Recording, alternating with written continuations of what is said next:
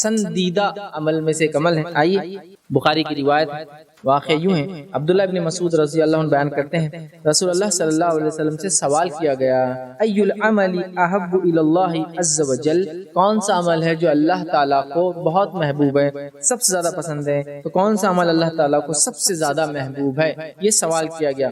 نبی اکرم صلی اللہ علیہ وسلم نے فرمایا کہا الصلاۃ علی وقتها، یعنی نماز اس کے وقت ہی پڑھی جائے، یہ اللہ کو سب سے محبوب عمل ہے۔ اس کے بعد وہ سوال کرتے ہیں اس کے بعد پھر کون سا عمل ہے جو اللہ کو زیادہ پسند ہے، مطلب پہلا عمل تو اللہ کو جو پسند ہے نماز کو وقت پہ پڑھنا، دوسرا پوچھا گیا سوال اس کے بعد کون سا عمل اللہ تعالیٰ کو پسند ہے، تو جو ہے اللہ کے رسول صلی اللہ علیہ وسلم فرمایا کہا ثم بر الوالدین، پھر اس کے بعد والدین کے ساتھ حسن سلوک کرنا، بر نیکی حسن سلوک، بر الوالدین والدین سے حسن سلوک کرنا، یہ دوسرا سب سے زیادہ اللہ تعالیٰ کو پسندیدہ عمل ہے۔ پھر سوال کیا گیا اور پوچھا گیا اس کے بعد کون سا عمل اللہ کو پسند ہے، تو فرمائے الجہاد فی سبیل، اللہ کی راہ میں جہاد کرنا، کوششیں کرنا، جد و جہد کرنا، یہ تیسرا عمل۔ تو آپ دیکھیے اللہ کے رسول صلی اللہ علیہ وسلم سوال ہوا کہ کون سا عمل اللہ کو سب سے زیادہ پسند ہے، پہلا آپ نے جواب دیا نماز جو وقت پہ پڑھی جائے، دوسرا جواب دیا والدین کے ساتھ حسن سلوک، تیسرا جواب دیا اللہ کی راہ میں جہاد، تو گویا جہاد کا مقام سے بھی اونچا والدین کے ساتھ حسن سلوک کا مقام، سمجھ رہے آپ؟ تو والدین کے ساتھ حسن سلوک اللہ تعالیٰ کی محبوب ترین چیزوں میں سے دوسرا مقام رکھتی ہے، یا محبوب ترین اعمال میں سے دوسرا مقام ہے والدین کے ساتھ حسن سلوک۔ اب وہ بیچارے نوجوان، السلام علیکم، آپ بھی ہمارے اس کام میں تعاون کریں اپنی زکوٰۃ اور صدقات کے ذریعے۔ ڈونیشن ڈیٹیل حاصل کرنے کے لیے ڈونیٹ اس پر کلک کریں۔ اگر آپ کو ہمارا ویڈیو پسند آئے تو اسے شیئر کریں اور ثواب کے حقدار بنیں۔ روزانہ ہمارے نئے ویڈیوز پانے کے لیے یوٹیوب چینل کو سبسکرائب کریں اور بیل آئیکن دبائیں۔ ہم سے دیگر سوشل میڈیا پر جڑنے کے لیے ویڈیو میں دیے گئے آئیڈیز کو سرچ کریں۔ جزاک اللہ۔ جو دعائیں قرآنی آتی ہے، جو دعائیں احادیث کی، چونکہ یہ ذکر میں سب سے افضل چیزیں ہیں، یاد رکھیں۔ اسی طرح جو ہے نبی اکرم صلی اللہ علیہ وسلم نے کچھ مخصوص ذکر بتائے ہیں، میں پورے نہیں رکھوں گا، میں 3 ہی رکھوں گا چونکہ وقت نہیں تھا، لیکن بہت اہم 3 میں نے چن کے رکھے اور جو اتنے آسان ہیں، اتنے عام ہیں، ہم ہمیشہ کر سکتے ہیں انشاءاللہ۔ کم از کم ایک ذکر کی مجلس تھی، ایک ذکر کا درس تھا، اور 3 ذکر تو سیکھ کر جائے تاکہ اس کو زندگی میں لاگو کر لیں تو ہمارے لیے فائدے مند ثابت ہوں گا۔ آئیے وہ کون سے میں نے 3 ذکر چنے ہیں کہ میں آپ کے سامنے صرف فضائل بیان کرنے میں کتنے اہم ہے اللہ کے ذکر وہ رکھ رہا ہوں، ورنہ بہت سارے اور بھی دعائیں ہیں۔ پہلا جو ہے نبی اکرم صلی اللہ علیہ وسلم فرماتے اور کہتے ہیں ذکر کے تعلق سے اور اس کی اہمیت بتاتے ہیں، اور یہ جو ہے ترغیب و ترہیب میں جو ہے یہ روایت ملتی ہے جو کہ صحیح روایت ہے۔ آپ صلی اللہ علیہ وسلم فرمایا اور کہا اور فرمایا، اور حدیث کے الفاظ اس طرح سے فرمایا، آپ نے فرمایا، ارشاد فرمایا کہ جو شخص 10 مرتبہ ان کلمات کو پڑھے، کیا فرمایا؟ جو شخص ان کلمات کو 10 مرتبہ پڑھتا ہے، وہ کلمات کیا ہے؟ لا الہ الا اللہ وحدہ لا شریک لہ لہ الملک ولہ الحمد وہو علی کل شیء قدیر۔ کیا ہے؟ کون سے کلمات ہیں؟ بہت آسان ہے، اس کو عام زبان میں چوتھا کلمہ بولتے ہیں۔ اب یہ الگ بات ہے کہ لوگوں نے 1 سے 7 کلمے بنا، کیسے بنا نہیں پتا، لیکن بہرحال ایک عام سمجھ کے لیے بول رہا ہوں، ٹھیک ہے؟ اول کلمہ، دوم کلمہ، سوم کلمہ، چہارم کلمہ، پنجم تی چاروں میں، ٹھیک۔ ہندوستان میں 7 کلمے، پہلے ہم جب سیکھتے تھے جب 5 سیکھے تھے ہم نے، لیکن ابھی نئے بچے 7 کلمے سیکھتے ہیں۔ بہرحال تو ان ترتیب میں اگر لیا جاتا ہے یہ چوتھے میں آتا ہے، لا الہ الا اللہ وحدہ لا شریک لہ لہ الملک ولہ الحمد وہو علی کل شیء قدیر۔ تو آپ فرماتے اور کہتے ہیں کہ آپ نے فرمایا کہ جو شخص اس کلمے کو 10 مرتبہ پڑھتا ہے، ٹھیک ہے، لا الہ الا اللہ وحدہ لا شریک لہ، کہ اللہ جو ہے لا الہ، اللہ کے سوا کوئی معبود برحق نہیں، وہ ایک ہے، اس کا کوئی شریک نہیں، ٹھیک ہے۔ اس کے الفاظ جو ہے لہ الملک ولا الحمد، اسی کے لیے جو ہے تمام ملکیت ہے اور اسی کے لیے تمام تعریفیں ہیں، وہو علی کل شیء قدیر، اور وہ تمام چیزوں پر قادر ہے، ٹھیک ہے، ٹھیک ہے۔ یہ اس کا ترجمہ ہے۔ جو شخص اس کو 10 مرتبہ پڑھتا ہے دن میں، آپ سے فرماتے ہیں اس کا ثواب ایسے ہے گویا اس نے بنی اسماعیل میں سے 4 غلاموں کو آزاد کیا۔ اسماعیل علیہ السلام کی نسل میں سے کتنے لوگوں کو آزاد کیا؟ 4 لوگوں کو۔ اور آپ کو پتا ہے کہ آدم علیہ السلام سے لے کر نبی اکرم صلی اللہ علیہ وسلم تک اسماعیل علیہ السلام کی جو نسل کا تذکرہ کیوں آ رہا ہے؟ آدم علیہ السلام سے لے کر نبی اکرم صلی اللہ علیہ وسلم تک آپ نے فرماتے ہیں اس نسل میں کسی نے بھی زنا نہیں کیا، کیونکہ انبیاء جو ہوتے سب سے پاکیزہ نسل میں پیدا ہوتے ہیں، سمجھے؟ مشرک گزرے ہیں وہ ایک الگ چیز ہے، لیکن کوئی جو ہے زنا نہیں کیا، مطلب ولد الزنا یا زنا کی اولاد یا زنا نہیں کیا کسی، اتنی پاکیزہ نسل ہے آدم علیہ السلام سے لے کر اسماعیل علیہ السلام، اسماعیل علیہ السلام سے لے کر رسول اللہ صلی اللہ علیہ وسلم تک، سمجھ رہے ہیں؟ تو کہا اس نے بنی اسماعیل میں سے 4 غلام آزاد کیے۔ غلام آزاد کرنا بہت اجر ثواب کام ہے۔ کیا کرنا ہے ہم کو؟ لا الہ الا اللہ وحدہ لا شریک لہ لہ الملک ولہ الحمد وہو علی کل شیء 10 مرتبہ پڑھنا ہے۔ تو کیا کیا آپ نے؟ بنی اسماعیل میں سے 4 غلام آزاد کر دی، صرف 10 مرتبہ کلمے کو پڑھنا ہے، کتنے فضائل اندازہ لگا۔ دوسری فضیلت جو ہے ایک اور ذکر کی جو میں آج رکھ رہا ہوں، ویسے بہت ہے لیکن 3 میں نے چنے ہیں سر۔ دوسری فضیلت والا ذکر ہے جو بہت آسان ہے، ہم سب کر سکتے ہیں، وہ یہ ہے جو کہ ترغیب و تہذیب، اسی میں جو یہ صحیح روایت ہے، بہت مشہور اور معروف روایت ہے کہ آپ صلی اللہ علیہ وسلم نے فرمایا جو شخص نماز کے بعد 33 مرتبہ الحمدللہ، 33 مرتبہ سبحان اللہ، 33 مرتبہ اللہ اکبر کہتا ہے اور آخر میں یہ کہتا ہے لا الہ الا اللہ وحدہ لا شریک لہ لہ الملک و لہ الحمد وہو علی کل شیء قدیر، وہی جو میں نے اس سے پہلے رکھا۔ تو 33 بار جو ہے اس شخص نے جو ہے الحمدللہ کہا، 33 بار سبحان اللہ کہا، 33 بار اللہ اکبر کہا، اور اس کے آخر میں یہ کہا، چونکہ 33 اور 33 ہو گئے 99 اور آخر میں 100 کی گنتی پوری کر دی، یہ کہہ کر کہ لا الہ الا اللہ وحدہ لا شریک لہ لہ الملک و لہ الحمد وہو علی کل شیء قدیر۔ تو آپ فرماتے اور کہتے ہیں جب یہ کہتا ہے تو آپ سے فرماتے ہیں کہ جو ہے اس کے فائدہ یہ ہے تو اس کے سارے گناہ معاف کر دیے جاتے ہیں، گویا اگر اس کے گناہ سمندر کے جھاگ کے برابر بھی ہو تو۔ ایک روایت میں فرمایا یہ پڑھنا غلام آزاد کرنے سے زیادہ بہتر ہے، ایک روایت فرمایا اس کے پڑھنے سے 10 نیکیاں ہر اس پہ ملتے ہیں، مطلب اس کو 1000 نیکیاں ملتی، 100 بار پڑھا نا، 100 پڑھنے پہ اس کو 1000، 10 ہر اس پہ 10 تو 1000 نیکیاں ملتی ہیں، 1000 گناہ معاف کر دیے جاتے ہیں۔ یہ فضائل اتنا آسان ہے نا کہ سارے گناہ حتیٰ کہ سمندر کے جھاگ کے برابر گناہ ہو کتنے کثرت سے سب معاف کر دیا جاتے، صرف ہر نماز کے بعد 33 مرتبہ 33 مرتبہ 33 مرتبہ الحمدللہ سبحان اللہ الحمدللہ اور اللہ اکبر کہہ دے، اس کے سارے گناہ معاف۔ اور یہ گناہ صغیرہ ہوتے ہیں، کبیرہ کے لیے توبہ ضروری ہے۔ کتنے فضائل ہیں۔ تیسری چیز جو میں نے جو بہرحال آج کے لیے چنی ہے وہ یہ ہے، اور بہرحال ایک اور ہے، 4 میں نے وہ کی ہے۔ تیسری چیز جو چنی ہے وہ بھی بڑی آسان ہے، بہت آسانی سے ہم کر سکتے ہیں اور سب کو یاد ہے۔ آپ صلی اللہ علیہ وسلم فرماتے ہیں اور کہتے ہیں، یہ حدیث جو ہے ترغیب و تہذیب کی، آپ نے فرمایا کہا جو شخص ٹھیک ہے یہ پڑھے جو ہے لا حول ولا قوت الا باللہ، حدیث کا الفاظ اس لیے ہے قل لا حول ولا قوت، جو شخص اس کا وظیفہ کرے لا حول ولا قوت الا باللہ فانہ کنز من کنوز الجنہ، یہ حدیث کے الفاظ ہے قل لا حول ولا قوت الا باللہ فانها کنز من کنوز الجنہ، کہ جو شخص لا حول ولا قوت الا باللہ یہ پڑھے گا تو یہ جنت کے خزانوں میں سے ایک خزانہ ہے۔ جنت کے خزانوں میں سے خزانہ، اس کا معنی کیا ہوتا ہے؟ لا حول، نہ ہم میں صلاحیت ہے نہ ہم میں سمجھ ہے، ولا قوت، نہ ہم میں کوئی چیز کرنے کی طاقت، الا باللہ، سوائے اس کے کہ اللہ ہر چیز پر قادر ہے، اس کی مشیت سے یہ تمام کام ہوتے ہیں۔ آپ نے فرمایا اس کا وظیفہ کرو اس لیے کہ جنت کے خزانوں میں سے ڈھکا ہوا چھپا ہوا خزانہ ہے، لا حول ولا قوت الا باللہ، اتنا ہی پڑھنا ہے، کبھی بھی آپ پڑھ سکتے ہیں عام۔ چوتھا جو ایک حدیث جو صحیح بخاری کی ہے اور صحیح بخاری کی آخری حدیث ہے، لاسٹ حدیث کے الفاظ دیکھیے کیا ہے، کلمتان حبیبتان الی الرحمن، 2 کلمے ایسے ہیں جو رحمان کو بڑے پسند ہیں، خفیفتان علی اللسان، بہت آسان ہے انسان کی زبان پہ، بڑے ہلکے ہوتے ہیں زبان کے اعتبار سے، ثقیلتان فی المیزان، لیکن بہت وزنی بھاری ہوں گے روز قیامت میزان کے اندر، سبحان اللہ وبحمدہ وسبحان اللہ العظیم۔ 2 کلمے ایسے ہیں جو رحمان کو بڑے پسند ہے، ہونٹوں پر بڑے ہلکے ہیں، میزان میں بڑے بھاری ہے، سبحان اللہ وبحمدہ وسبحان اللہ العظیم۔ 2 ہی کلمے، کس کو یاد نہیں؟ سب کو یاد ہے، بس اٹھتے بیٹھتے سوتے جاگتے جب یاد آئے سبحان اللہ وبحمدہ وسبحان اللہ العظیم پڑھ دیجیے، ہو گیا۔ سمجھ رہے آپ؟ تو یہ بڑی اہمیت کی حامل ہے، اور کتنے فضائل ان کے دیکھیے آپ بتائے جا رہے ہیں ان کے پڑھنے کے بارے میں، اور یہ بہت آسان عمل ہے، یاد رکھیں ٹھیک۔ ہم اللہ کے ذکر کے معاملے میں بہت محتاط رہیں۔ لوگ نوافل کے فضائل دیکھ کر اتنے خوش ہو جاتے ہیں کہ فرق چھوڑ دیتے ہیں، تو یہ حدیث میں دونوں باتیں ایک ساتھ آ رہی ہیں، آپ غور سے سنیے نفل کی اہمیت، غور سے سنیے۔ نبی اکرم صلی اللہ علیہ وسلم فرماتے ہیں، اور بخاری کی روایت، اللہ تعالیٰ فرماتا ہے، حدیث قدسی ہے، اللہ تعالیٰ فرماتا ہے جو شخص میرے دوست سے دشمنی کرتا ہے میں اس کے خلاف اعلان جنگ کر دیتا ہوں۔ کیا فرمایا اللہ تعالیٰ؟ جو میرے دوست سے دشمنی کرتا ہے میں اس کے خلاف اعلان جنگ کر دیتا ہوں۔ مطلب جو اللہ کے ولی ہوتے ہیں، اور یقین اللہ کے ولی ہوتے ہیں، اللہ کے دوست ہوتے ہیں، یاد رکھیے اللہ کے ولی ہوتے ہیں، تو اللہ تعالیٰ فرما رہا ہے جو میرے دوست سے دشمنی کرتا ہے، اور اللہ کے دوست کون ہے؟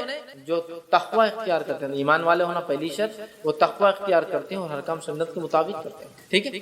تو بہرحال ورنہ میں اس لیے کہہ رہا ہوں اللہ کے دوست، ورنہ ہمارے پاس جو سنت کی مخالفت کرتا ہے، نماز کبھی نہیں پڑھتا، تقوی تو ہے ہی دور دور تک، اس کو ولی مانتے ہیں، اس لیے میں وضاحت کر رہا ہوں۔ ایمان والا جیسا حق ہے، تقوی اختیار کرنے والا انسان اور سنت کے مطابق اعمال کرنے والا، تو بہرحال اللہ تعالیٰ فرما رہا ہے جو میرے دوست سے دشمنی کرتا ہے میں اس سے اعلان جنگ کرتا ہوں۔ اب اندازہ لگائیں، اللہ کا جو دوست ہوتا ہے اس کو اگر دنیا میں کوئی چھیڑتا ہے یا اس سے دشمنی کوئی کرتا ہے، اللہ تعالیٰ اس کے خلاف اعلان جنگ کر دیتا ہے۔ کیسے کرتا ہے؟ وہ جس نے دیکھا نتیجے اس کے سمجھ میں آتے ہیں۔ انبیاؤں کے ساتھ جس نے برا سلوک کیا ان کے نتیجے دیکھ لیجئے، صحابہ کے ساتھ جس نے برا سلوک کیا کیسی کیسی موتیں مرے ان کی زندگی دیکھ لیجئے، سلف صالحین پہ جس نے ظلم کیا ان کی زندگیوں کا مطالعہ کرے، خاص طور سے ان کی موتیں دیکھے، اور اس کے بعد معصوم مسلمانوں پہ جس نے بھی ظلم کیا ان کی زندگی کی حالت دیکھے، آپ کہیں گے واقعی میں اللہ تعالیٰ کیسا بدلہ لیتا ہے۔ چونکہ اللہ تعالیٰ جب دشمنی لیتا ہے اس کے خلاف تو وہ دشمنی واقع میں نبھاتا بھی ہے۔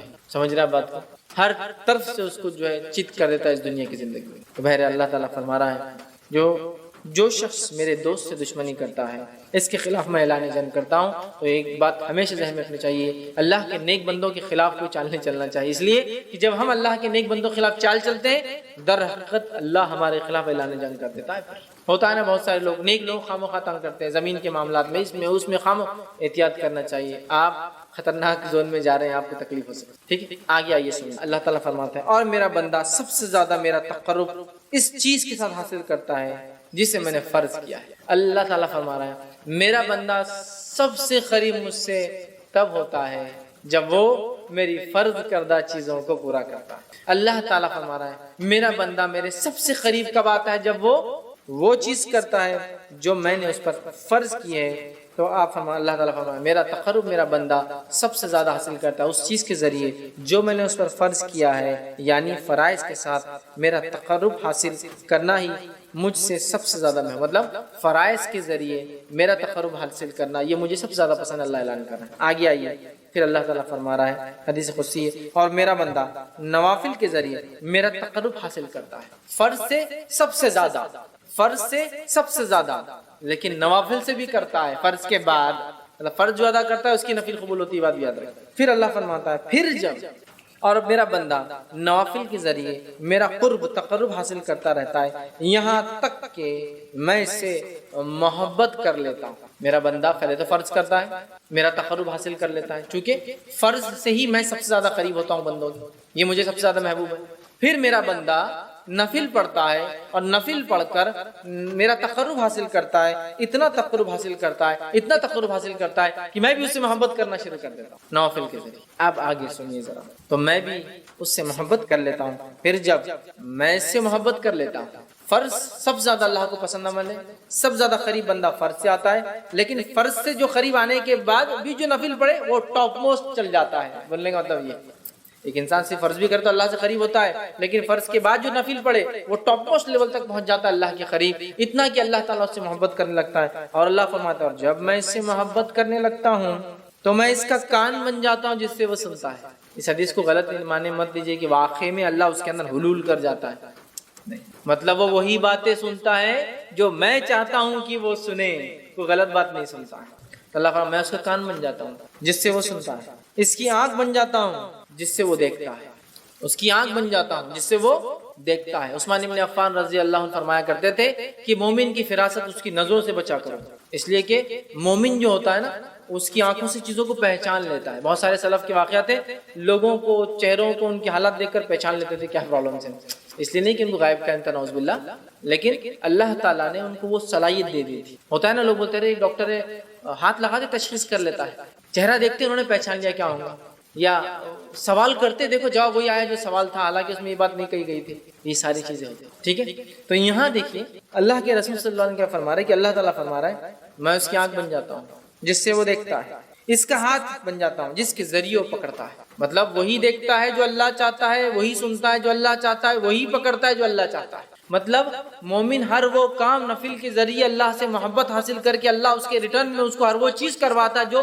اس کا رب اس سے صرف پسند کرتا ہے، اس کے علاوہ نہ کچھ سنتا ہے، نہ کچھ دیکھتا ہے، نہ کچھ پکڑتا ہے۔ تو میں اس کا ہاتھ بن جاتا ہوں جس کے ذریعے وہ پکڑتا ہے، اور اس کا پاؤں بن جاتا ہوں جس کے ذریعے وہ چلتا ہے۔ مطلب مومن چلیں گا بھی تو اب سیدھے راستے پر، چونکہ اب وہ غلط راستے پر نہیں جائیں گا، چونکہ نفل کے ذریعے وہ اللہ کی محبت حاصل کر چکا ہے۔ اللہ کی محبت جو بندہ حاصل کر لیتا ہے اس کا رب کا فضل اس پہ یہ ہوتا ہے کہ ہر وہ کام کرتا ہے جو اس کا رب چاہتا ہے، اس کے علاوہ وہ کچھ نہیں کرتا۔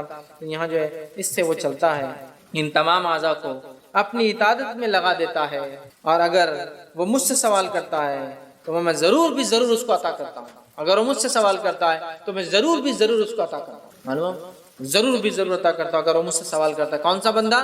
فرائض کے بعد نفل کا اہتمام کر کے رب سے محبت حاصل کر لینے والا بندہ. دیکھتا ہے تو وہی جو اس کا رب چاہتا ہے، سنتا ہے وہی جو اس کا رب چاہتا ہے، پکڑتا ہے وہی جو اس کا رب چاہتا ہے، چلتا ہے اسی راہ پر جس پہ رب چاہتا ہے. اور جب وہ مانگتا ہے تو اس کا رب اس کی جو ہے ضرور بھی ضرور اس کو عطا کر دیتا ہے. اور اگر وہ میری پناہ طلب کرے تو میں یقیناً اس کو پناہ دے دیتا ہوں. اور اگر وہ میری پناہ طلب کرتا ہے، دعاؤں میں خاص دعا یاد رکھیں، پناہ مانگنا مصیبت کے وقت، تو اگر وہ میری پناہ مانگتا ہے تو میں اسے پناہ دے دیتا ہوں. سبحان اللہ، کتنے بڑے بڑے فضائل ہے نفل کو ادا کرنے کے، کتنے بڑے بڑے فضائل، اندازہ لگا ہے نا. اللہ کو سب سے زیادہ محبوب عمل لیکن کون سا ہے؟